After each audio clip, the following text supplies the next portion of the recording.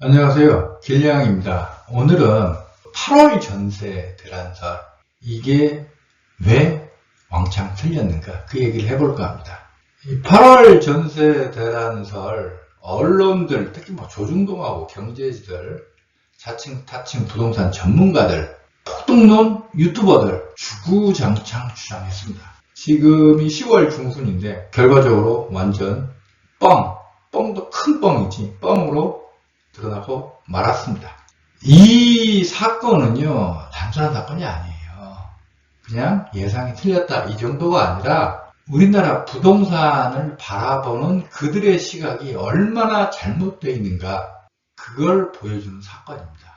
파이낸셜 뉴스 올해 5월 2일 기사입니다. 집주인이 3억 올려달래요. 전세대란 온다. 서울 아파트 평균 전세 가격 추이 2017년 5월에 4억 2,600만 원이었는데 계속 올라가지고 올해 4월에는 6억 7,570만 원이다.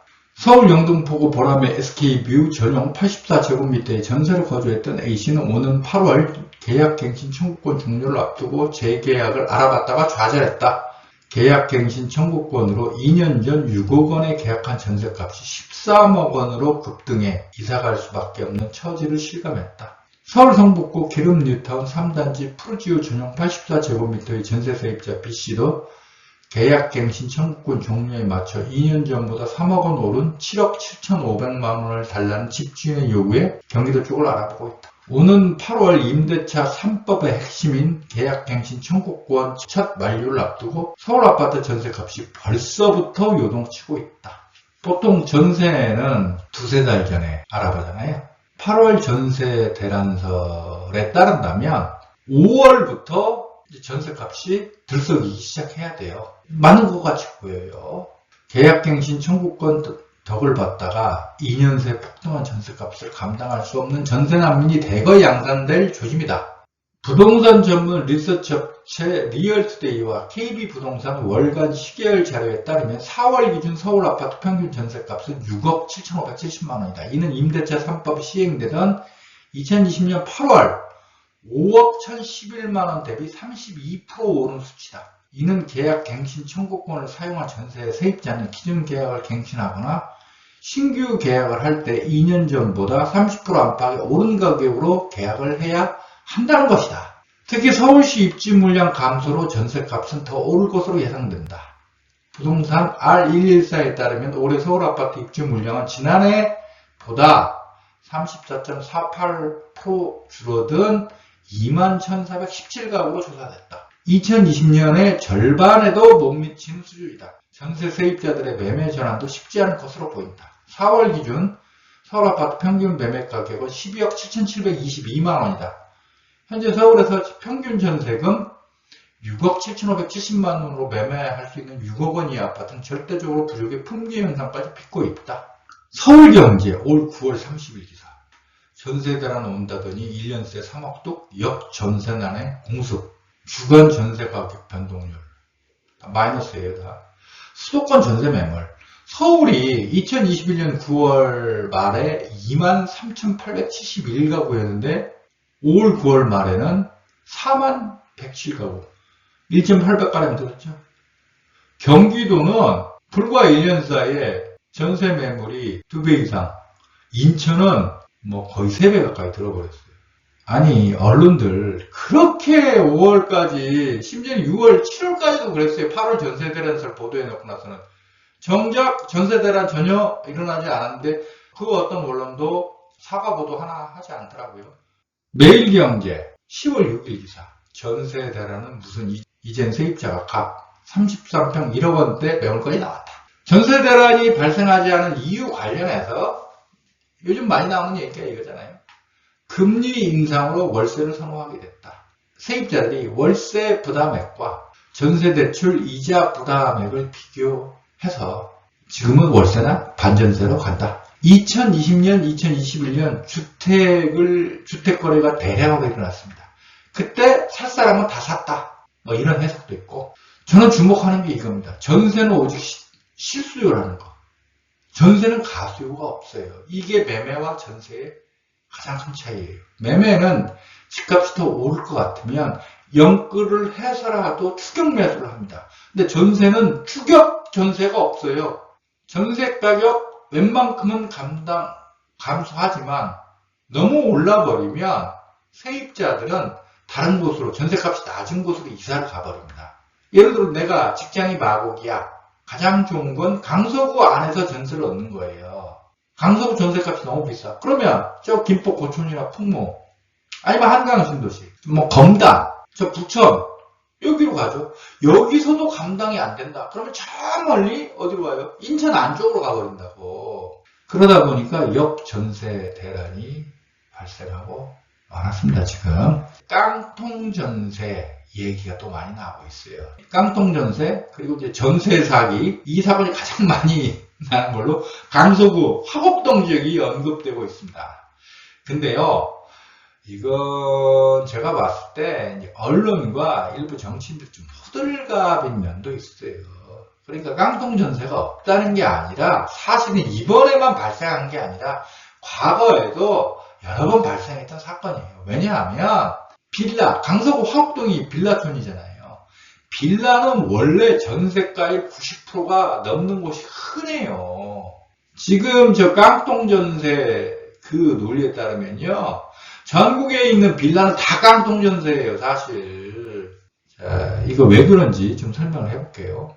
전세값이 매매값을 밀어 올린다라고 하잖아요. 이거 여러분들이 시중에 있는 그 부동산 관련 책, 그 다음에 부동산 유튜버들이 많이 주장해요. 그래서 보통 뭐 전세가율이 70% 혹은 75%가 되면 집값이 상승한다.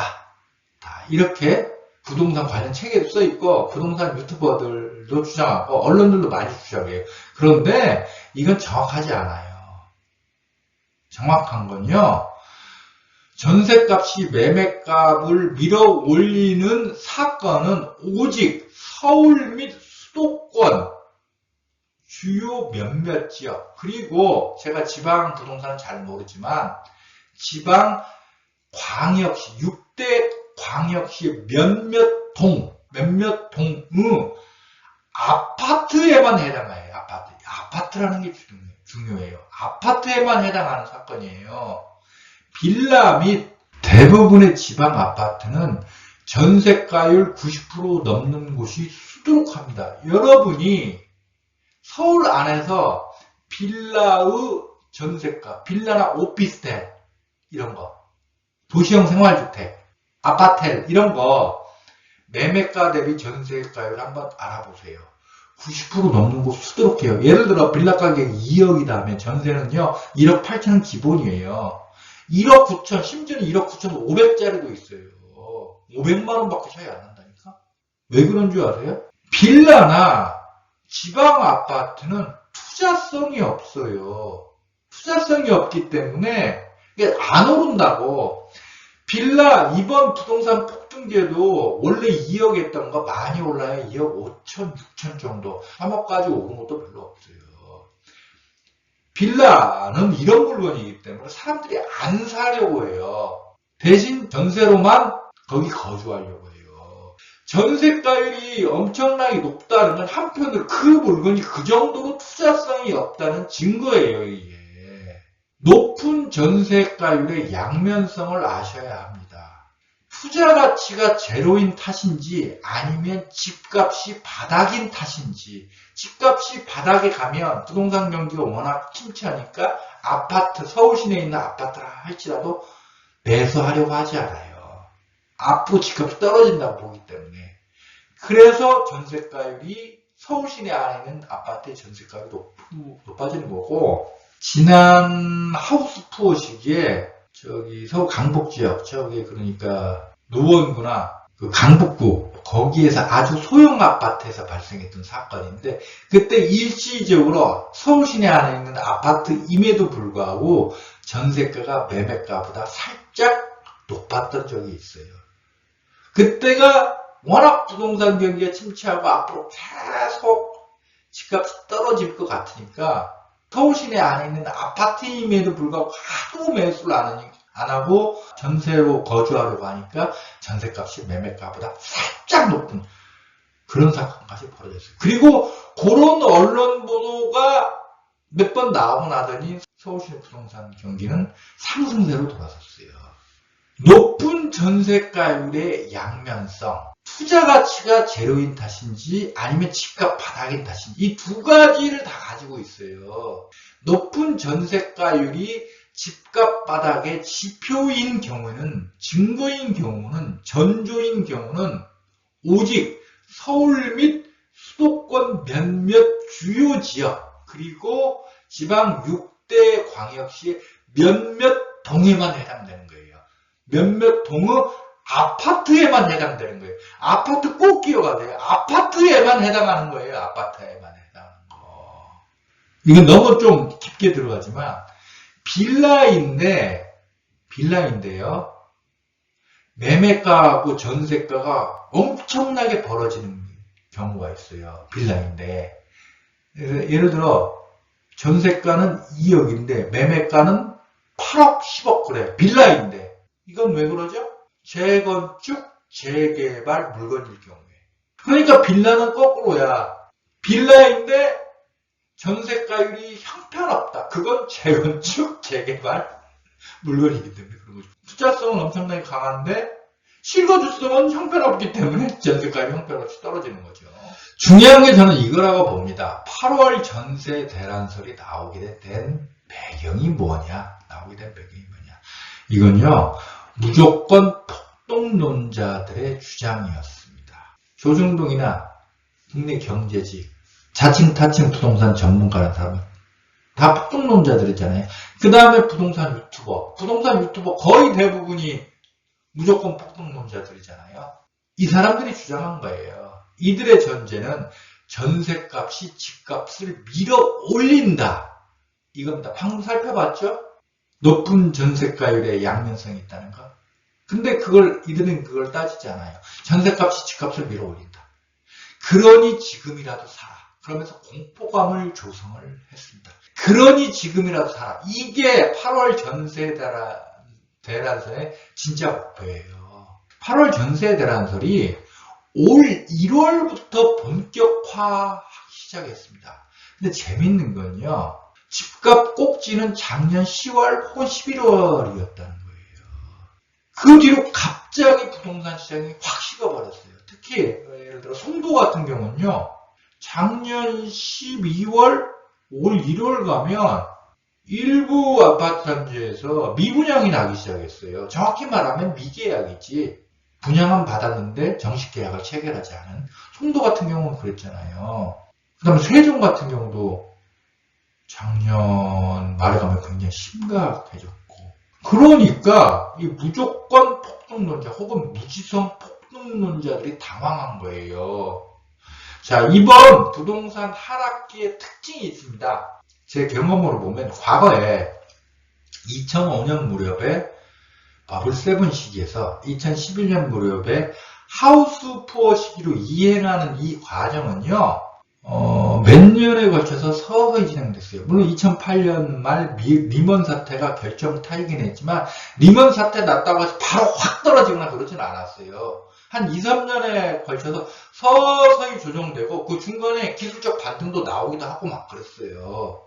그래서 하다 보니까 어느 순간 버블7 시기에서 하우스 푸어 시기로 가 있었던 거예요. 근데 이번 부동산 하락세의 특징은요. 너무나 갑자기 급격하게 몰려왔어요. 갑자기 그냥 아닌 밤중에 거의 홍두깨식으로 몰려왔어요. 작년 10월, 11월이 부동산 한창 꼭지였는데 갑자기 확 식어버린 거예요. 무조건 폭동론자 혹은 무지성 폭동론자들이 당황해서 1월부터 8월 전세 대란설을 유포하면서 계속 부동산 폭동론을 이어가려고 했던 거라고 저는 봅니다. 지금이라도 사라.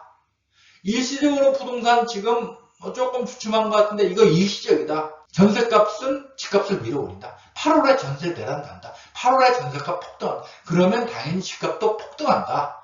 그러니 지금이라도 사라. 바로 이게 8월 전세 대란설 유포론자들의 목적이었던 거죠. 이 우리나라 무조건 폭동론자들의 그 추정을 보고 있으면 상당히 재밌어요. 작년에요. 추석 지나면 폭등 그랬어요. 근데 폭등 안 하네? 그러니까 설 연휴 지나면 폭등. 대선 끝나면 폭등. 윤석열 정부 출범하면 규제 완화로 폭등. 그러면서 특히 1기 신도시 등 재건축, 재개발 주목하라. 그렇죠? 그러더니 8월 전세 대란으로 폭등. 이 주장을 한 거예요.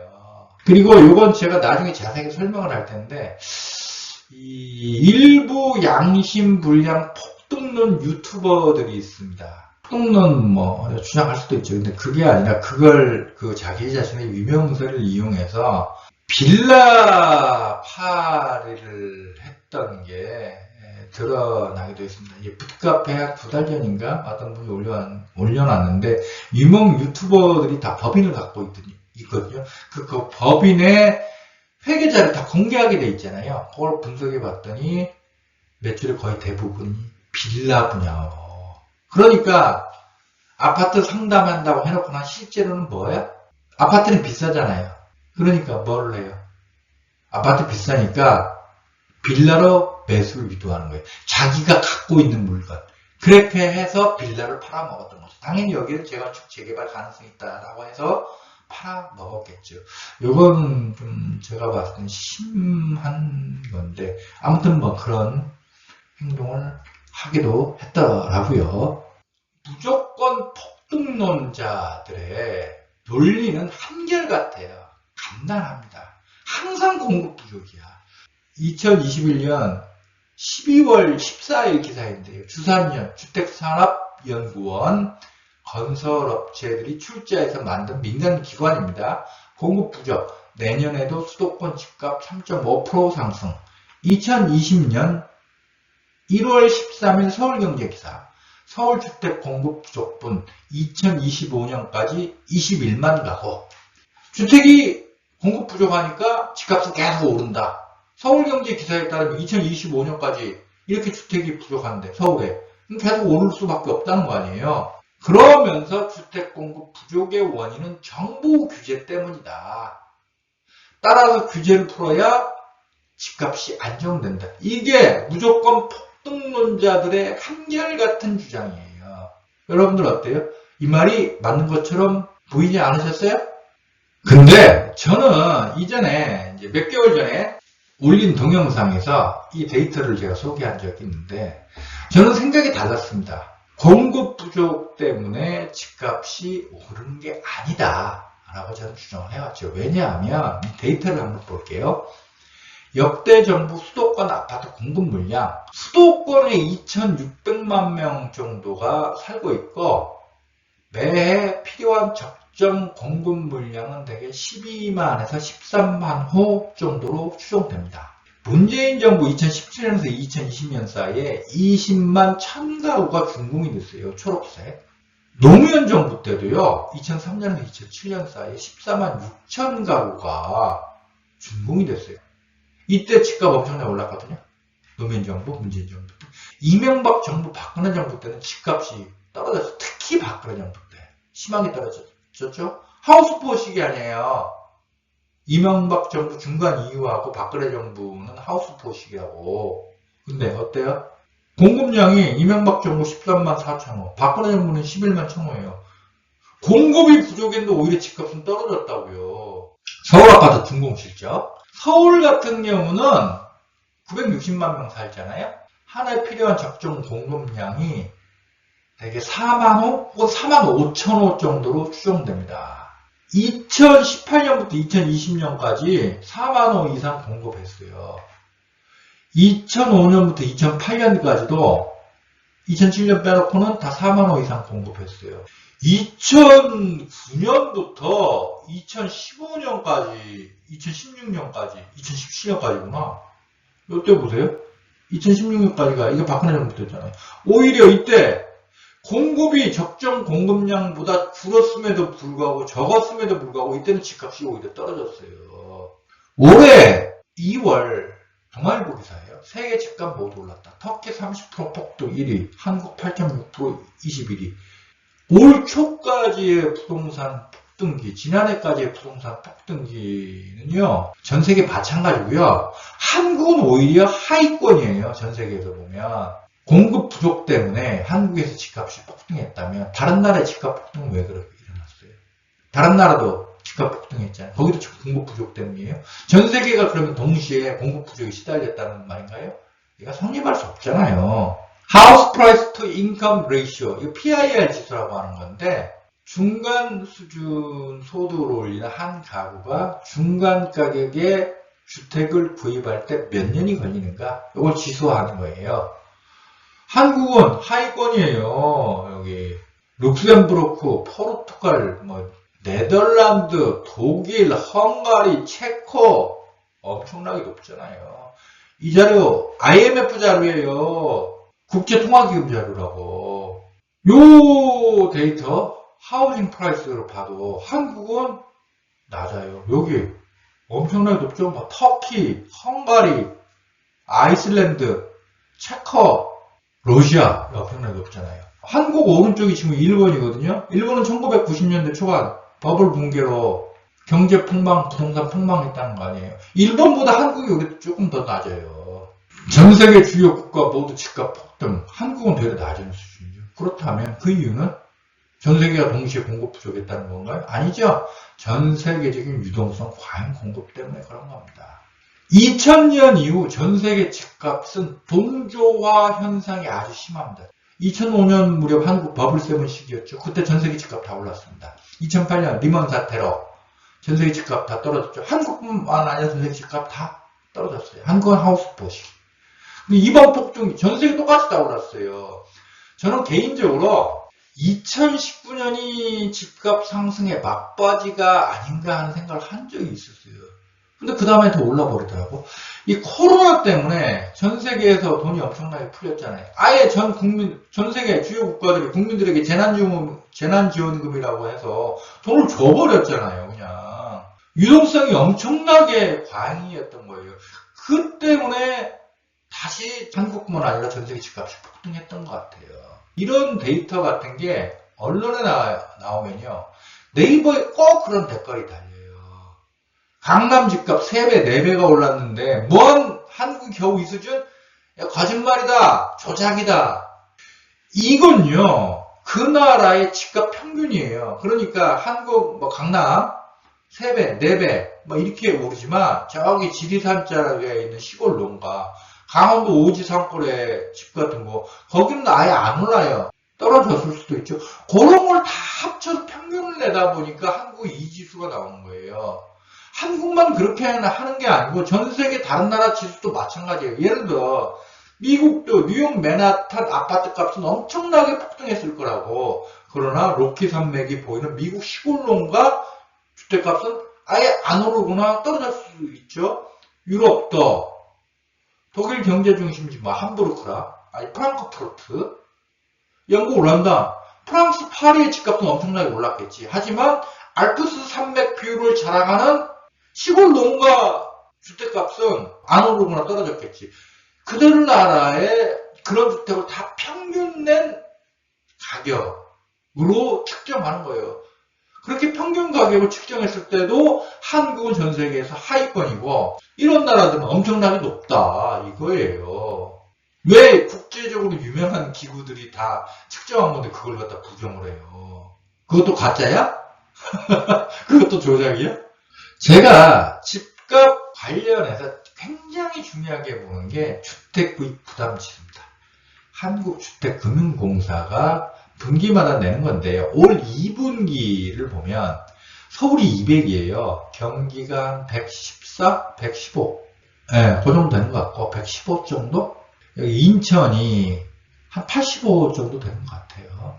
주택구입 부담지수는 중간소득 가구가 표준대출을 받아 중간가격 주택을 구입하는 경우 상환부담을 나타내는 지수입니다. 지수맥은 소득 25%를 주택구입 담보대출 원리금 상환으로 부담한다는 것으로 숫자가 커질수록 부담도 늘어난다는 뜻이다. 주택담보대출 원리금 상환해 보셨던 분들은 아시겠지만 한 달 가구 소득의 25%가 원리금 상환의 마지노선입니다. 이거 넘어가면 굉장히 힘들어요. 악으로 깡으로 버티면 한 3분의 1 정도까지는 버틸 수 있어요. 근데 그거 넘어가면 생활 자체가 불가능해요. 서울이 200이다. 이건 한 가구 소득의 50%를 주택담보대출 원리금 상환을 써야 된다는 거죠. 그건 불가능해요. 예, 그럼 경기도가 115인데 그러면 한 가구 소득의 한 33% 정도 원리금 상환을 써야 된다는 거 아니에요. 근데 경기도나 인천도 마찬가지지만 주위에서 봐야 될게요. 경기도가 서울의 20배예요. 경기도에 뭐 분당, 광교, 뭐 동탄이라든지 일산 킨텍스 부근, 부천의 중동, 상동 이런 데는 집값이 높아요. 경기도는 워낙 넓기 때문에 다른 지역 집값이 굉장히 싸거든. 평균 낸 게 115라 이거예요. 경기도에서 몇몇 있고 유명하다는 지역, 인천도 송도 집값은 높잖아. 근데 그 외 다른 지역은 상당수가 집값이 낮잖아요. 그러니까 인천으로 치면 송도 같은데 요런 데 이 주택구입 부담 지수는요 150 넘었다고 보시면 돼요. 여기 150 가깝다는 거예요. 집값이 오를 때는 사람들이 추격 매수를 해요. 오를 것 같으니까.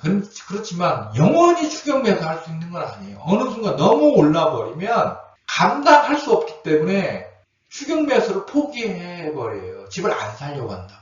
요거 주택구입 부담 지수가 150을 넘어가죠. 위험선으로 들어가는 거예요.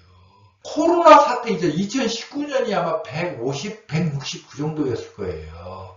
근데 코로나 사태로 한국뿐 아니라 전 세계에 워낙 돈이 많이 풀려버리니까 서울 같은 경우에 200까지 치고 올라가 버렸던 거죠. 제가 볼 때는 그렇습니다. 그래서 아무리 유동성이 풍부해도 결국 개인이 덤벼볼 만한 수준의 가격을 넘어서면 추격 매수가 사라지고 부동산 가격은 하락 폭락합니다.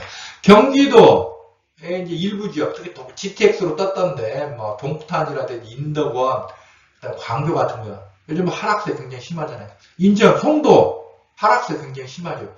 다 이 이유 때문에 그런 거예요. 사람들의 심리는 변합니다. 집값이 한창 오르면 스트레스 엄청나게 받잖아.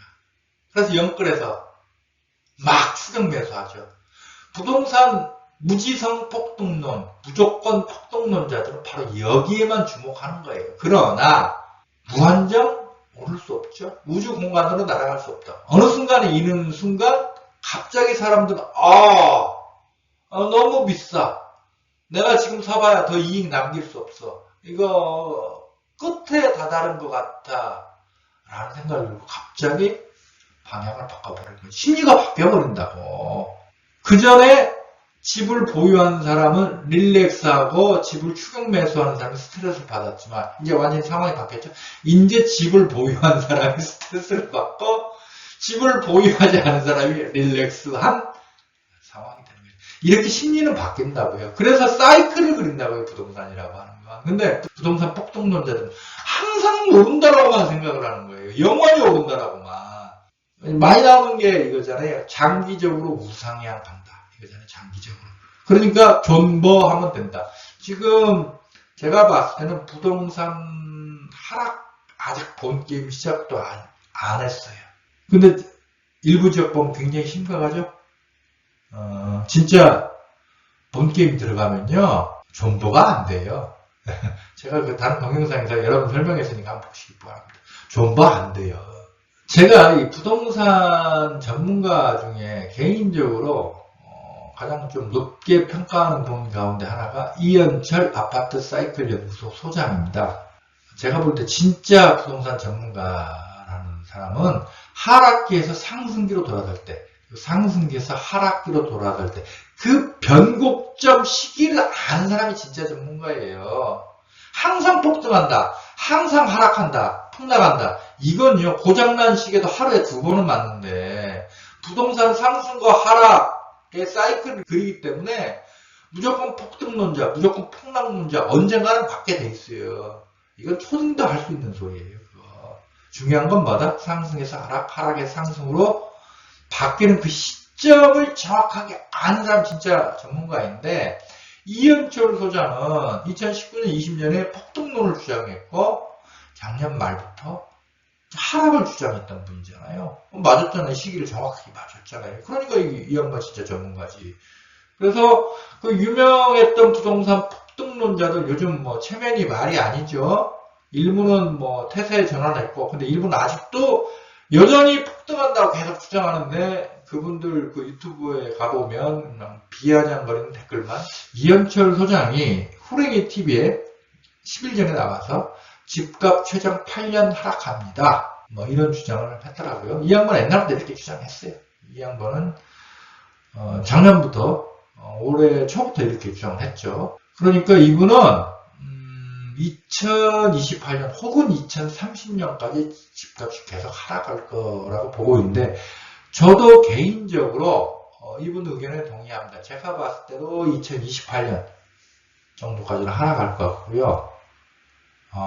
진짜 심하면 2030년까지도 하락할 것 같습니다.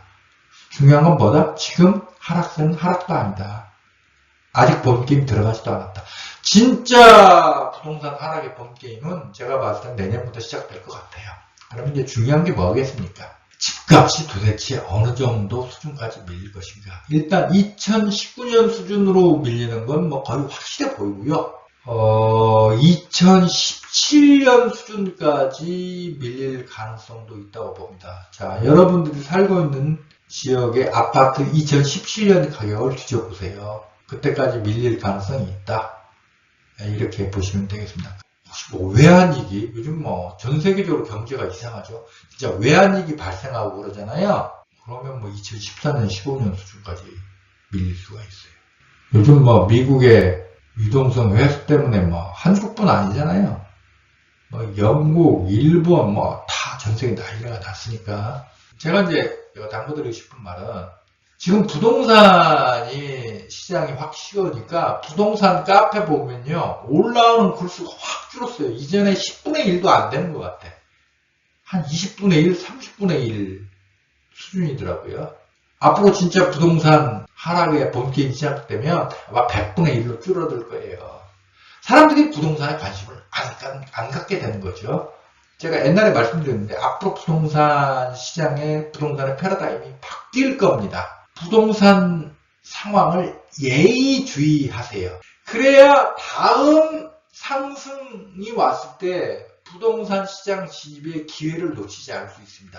부동산 시장 하락한다고 지금 아예 관심 끊어버리잖아요. 다음 상승 시기를 예상할 수가 없고, 가만히 넋놓고 있다가 보니까 부동산 많이 올랐대. 저 갑돌이는 뭐해서 2배가 올랐네. 을순이는 3배가 올랐네. 그래서 나중에 뒤늦게 뛰어들게 되는 거예요. 뒤늦게 뛰어들면서 연끌을 하게 되는 거지.